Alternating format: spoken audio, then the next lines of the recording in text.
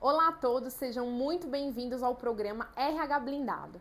Nesse espaço, iremos abordar temas sobre a área trabalhista na prática, de forma descomplicada, para que empresários e profissionais de RH de pequenas e médias empresas gerem vantagem competitiva para os seus negócios. Mas antes, deixa eu me apresentar. Muito prazer, meu nome é Marcela Magno. Eu sou advogada especialista em mestre em Direito Tributário, com mais de 3 anos de experiência na área empresarial e tributária. Eu também sou professora universitária, também sou empreendedora e nosso objetivo aqui é ajudar pequenas e médias empresas a tornarem a sua área do RH blindada de forma assertiva, descomplicada, sem esse juridiquês e dentro da legislação, tá? Então vamos lá, gente. Qual que é o tema do nosso episódio de hoje? Limbo previdenciário. E quem é tributarista adora esses temas, né? Tem algumas pessoas que falam assim, Marcela do céu, eu fico arrepiada só de ouvir. Fica calmo, respira. A gente vai tratar desse tema da forma mais tranquila possível. Se você tiver qualquer dúvida, deixa aqui nos comentários, tá bom? Entre em contato com a gente que vai ser um prazer te ajudar, tá? Gente, o que é limbo previdenciário? Quais são os cuidados que você, empresário, e que você que cuida do RH da sua empresa tem que ter, que você tem que observar, né? Esse é um problema muito sério, pessoal, tá? Que você tem que se atentar, porque ele pode trazer grande prejuízo financeiro para as empresas, tá bom? Você acha que está economizando na hora, depois vem aquele rombo lá de processo trabalhista, tá bom? Então vamos começar definindo o que é limbo previdenciário. O limbo previdenciário é uma lacuna, gente. O próprio nome diz, né? É um limbo em que o empregado ele entra, tá? Normalmente, como que funciona? Quando o empregado ele tem um afastamento superior a 15 dias, ele é encaminhado para o INSS, certo? Para que o INSS verifique se ele irá ou não fornecer o benefício por incapacidade temporária. Esse benefício, ele é concedido por um determinado tempo, né? Após esse tempo que o INSS fornece, ele entende se ele vai prorrogar ou se ele vai cessar esse benefício. Quando ele cessa, ele entende que o quê? Que o empregado ele está apto para retornar para suas funções dentro da empresa. Mas muitas das vezes, gente, muitas vezes o empregado, ele não se recuperou da sua incapacidade. Ou ele não se recuperou totalmente da sua incapacidade, tá? Ele volta para a empresa e o médico do trabalho, lá no exame que ele vai fazer, de retorno, ele vai fazer o quê? Atestar que o funcionário não tá apto coisa nenhuma para voltar para suas funções. E aí a gente tem o quê? De um lado o INSS falando, não, o funcionário tá apto para trabalhar. De outro lado, o médico do trabalho falando, imagina, esse empregado não tem condições de voltar para suas funções de trabalho. Então ele entra o quê? Nesse limbo previdenciário, tá? Ele não pode voltar a exercer as suas funções, né? Que dureza, né?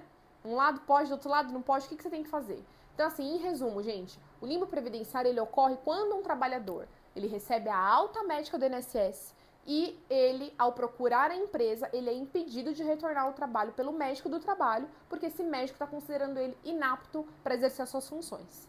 Deu para entender? Podemos seguir? Então, bora, gente. Então, diante desse cenário, tem diversas opções, tá? Diversas dúvidas que surgem dentro do RH, dentro das empresas, para você que é empresário, para contabilidade, para tudo mais, tá bom? A primeira delas é o quê? O empregado pode recorrer daquele benefício previdenciário que foi cessado para tentar conseguir receber por mais um período de tempo? Pode, né? Se ele estiver lá dentro do prazo dos 30 dias, ele vai lá e pode fazer o recurso. O que ocorre? Ocorre que durante o período do limbo previdenciário, a quem cabe fazer o pagamento do salário do funcionário? Então ele recorreu. Enquanto esse recurso não é deferido ou indeferido, quem é responsável pelo pagamento do salário nesse limbo previdenciário? Pensa aí. Te dá um tempinho. 2 segundos. 1, 2. Pensou? Coloca aqui nos comentários. Gente, a Justiça Trabalhista, na sua jurisprudência, ela fala o quê? Que quem tem que arcar com o pagamento do salário, quando ocorre o limbo previdenciário, é o empregador, tá bom? Então, vamos por partes? Vamos separar isso aqui por partes. Vamos considerar que aquele recurso feito pelo funcionário, ele foi considerado procedente. Ou seja, o INSS ele reconheceu que ele comeu bola ali e que, olha, não, peraí, ele tinha direito a mais um período aqui de benefício sim. Ele não estava apto coisa nenhuma para retornar às suas atividades. E aí o empregador ele foi e pagou aqueles 6 meses lá que ele ficou aguardando. O que acontece com esse valor, gente? Né? Ele foi lá e ele arcou. Agora o funcionário vai receber o valor retroativo. Diante dessa situação, a empresa ela pode pleitear perante o INSS o ressarcimento desses valores. Assim como ocorre com a licença maternidade, né? Uma forma de trazer uma analogia para vocês. Tendo em vista que o quê? Que ele antecipou os pagamentos no período do limbo previdenciário. A empresa também, ela pode, se ela tiver uma política estabelecida dentro dela, recorrer nessas situações em nome do empregado, tá bom? Mas se isso for acontecer, o que eu sugiro para vocês? Que a empresa, ela tenha uma política escrita, determinando quando ela vai recorrer, as situações que ela vai recorrer, o prazo que isso vai ser feito, quais são as doenças, qual determinado período de tempo que o empregado ele tem que estar prestando serviço ali, porque é uma opção por parte da empresa. Se não vão fazer para uns, vão ter que fazer para todos, vira aquela lambança lá dentro, aí perde prazo, aí foi por culpa da empresa, enfim. Além disso, quando o empregado ele realiza o exame médico do trabalho, é importante que a empresa peça para o médico do trabalho descrever se ele está inapto para realizar todas as funções, qualquer função, ou inapto para realizar a função que ele exercia. Às vezes ele exercia alguma função que precisava de força, era algo braçal, e ele consegue agora trabalhar numa área administrativa da empresa, por exemplo, tá bom? Ele não pode se negar, nesse caso, a voltar a trabalhar se ele puder ser realocado em outra função. Então, se atente a isso, verifique isso e ande alinhado com o médico do trabalho, tá? E aí você pode me perguntar, Marcela, é obrigado durante o limbo previdenciário o funcionário a ficar sem trabalhar? Não, gente, de jeito nenhum. Se o INSS dá como apto e o médico do trabalho também entende como apto e ele entende que ele não está apto para voltar a trabalhar e que ele tem direito a fazer o recurso, ele entra com o recurso, mas ele tem a obrigatoriedade de voltar a trabalhar, tá bom? Não tem nada que autorize ele a se afastar enquanto tá lá durando a resposta do recurso, tá? E aí você me fala assim, Marcelo, o que você me orienta a fazer então? Gente, a primeira coisa, vocês precisam ter dentro da empresa de vocês uma gestão de afastamento. Precisa ter isso por escrito, tá? Nem que seja um simples. A depender da quantidade de afastamentos, inclusive, que você tem durante o ano dos seus funcionários, você precisa entender o porquê que está acontecendo isso, para você minimizar esses impactos. Cada funcionário que sai afastado da tua empresa é mais custo para você, tá bom?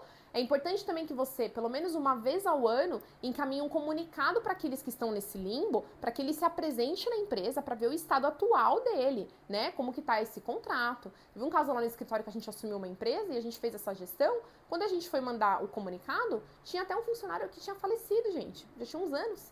E a empresa lá com o contrato dele lá, tá bom? Outro caso, a pessoa pode sumir do mapa, né? Você precisa estar atento a essas coisas, tá bom? O que é importante você também lembrar? Que de acordo com a súmula 32 do Tribunal Superior do Trabalho, o empregado ele tem um prazo de 30 dias corridos a contar da cessação do benefício da incapacidade temporária para retornar ao trabalho, sob pena de ser considerado abandono de emprego, tá? Tem as regrinhas apropriadas disso, a gente vai falar nisso numa outra aula. Mas você tem que se atentar a isso. É dever do empregado, quando ele tem alta do INSS, se apresentar na empresa sob pena de caracterizar abandono de emprego, tá? Então, para finalizar, o que é mais importante nesse tema? Gente, tudo é importante, né? Nossa, tudo é importante. Mas o que você precisa entender são as situações que geram o limbo previdenciário que você tem que fazer, tá? Então, o empregado ele recebe alta do INSS e o médico do trabalho declara inapto para voltar a retornar, tá? Essa é uma possibilidade. 2, o empregado não retorna porque ele recorreu e está aguardando a respectiva resposta do INSS, tá? 3, o empregador ele deve readequar o emprego, né, a função do empregado dele de acordo com as possibilidades que ele pode. Então, se ele tem ali uma outra função que ele pode exercer dentro da empresa, ele pode, né, adequar esse funcionário a essa outra função, tá? E como que eu faço para atenuar esses impactos dentro da minha empresa? Então, gente, primeira coisa, no momento do exame de retorno ao trabalho, você tem que conversar com o médico do trabalho para que haja uma menção se ele está mesmo inapto para qualquer função ou somente para a função que ele exercia, né? Às vezes ele consegue ser realocado em outra função, tá? 2, que você tenha uma política de gestão dos afastados e que você pratique essa política de gestão dentro da sua empresa, tá?